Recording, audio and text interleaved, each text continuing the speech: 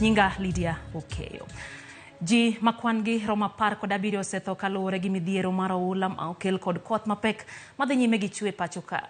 Nonro mar Kenya Red Cross bende yango ni oula no osekelo kethruok malach e miere kod jamni. Kaka jafwambo mar Walter Mbagalero nwa gwenge mag nyanduat mar Kenya gin moko kuom mago ma osedo pek makamano.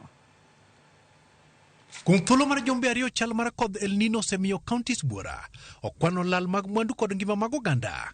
Koth oseng'waso thoth mag counties pacho ka ahinya te gwenge mag nyanduat mar Kenya.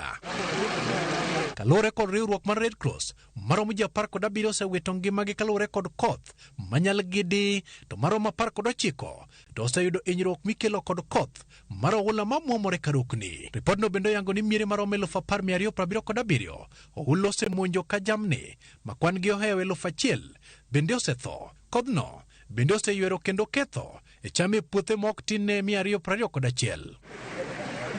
Jotelo mawuok nyanduat mar Kenya e koro osegolo duon gi midhiero ma okel kod oula e gwenge kaka Mandera, Isiolo, Garissa kod mamoko. Gwengegi yangore ni tho osebedoe ka miere mok tin ne 400 bende oseyudo midhiero. Suddenly we have witnessed loss of 3 lives due to these floods, including an elderly mother and 2 students who have recently completed their KCPE exams. E gwenge mag Tana River, familia moingo 200 bende koyo ng'inyo oko bang' utegi mukore kod mwandu mamoko. Bende oula oseywero kanyakla kod apaya ma bende ochot kendo ng'uko wuoth. Like Kargi Ward has 876 households affected. Many roads are impassable. Logo Road, Badandrero Road, and some vehicles are reported, about 4, swept away by these floods. Thanks to Kenya Red Cross, who moved fast and distributed food yesterday. The roads leading to Mandera now, there are 3 roads leading to Mandera. The one Lefe, Arabia Mandera, Ramo Mandera, Kalalio Mandera, all are now cut off.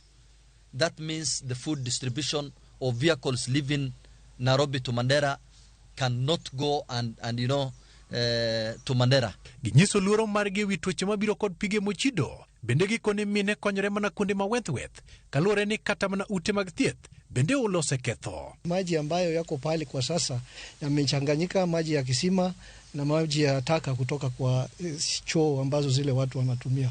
Kwa hivyo ile mji wa Elwak ambayo iko na karibu watu zaidi ya 1,100 leo labda wapewe maji ya chupa ili waweze kuwa na maji salama. Ile maji wako nayo yote kwa sasa kwa kupikia na kwa kufanyia chochote ni maji ambayo ni hatari, na tunahofia baada ya hii mafuriko tutakuwa na shida kubwa ya mlipuko wa magonjwa kama kipindupindu. Women are giving birth in the floods.